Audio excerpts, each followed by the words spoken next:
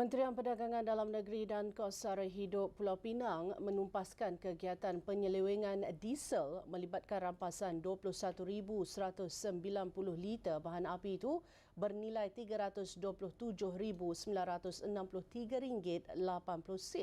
dalam serbuan di sebuah stor haram di Sungai Lokan, Butterworth pada Sabtu.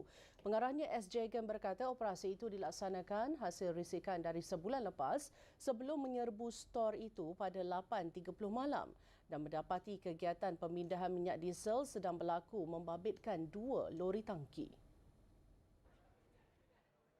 Beliau berkata semasa serbuan, lori tangki berkapasiti 18,000 liter sedang memindahkan diesel ke lori tangki 23,000 liter.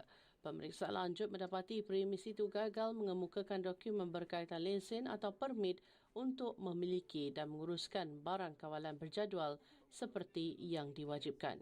Menurut siasatan KPDN, modus operandi sikit itu adalah menjadikan sebuah lori tangki berkapasiti 18,000 liter tersebut sebagai stor bergerak dengan memindahkan diesel dari beberapa buah lori yang membeli dalam kuantiti kecil di stesen-stesen minyak yang terdapat di Pulau Pinang. Jagan berkata sindiket itu dipercayai mengumpul diesel secara berperingkat oleh ahli yang membeli bahan api itu di stesen minyak terutamanya pada Rabu sebelum perubahan harga. Kita nampak selalunya pergerakan jadi Rabu petang ke atas. Maksudnya kan setiap Rabu dia orang pun dah notis setiap Rabu akan ada kenaikan so dilepaskan lah kot mungkin stok dia confirm dan naik dah harga ni so lepaskan stok untuk kutip pula lah. Setiap satu kenaikan itu sebenarnya kenaikan untuk sindiket ini jugalah.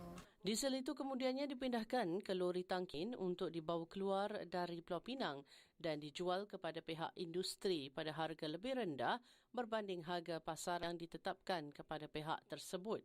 Jagan berkata dalam serbuan itu, pihaknya menahan 2 lelaki Myanmar berusia 20-an yang bekerja di situ dan siasatan lanjut sedang dijalankan termasuk mengesan dalang utama serta rangkaian sindiket tersebut.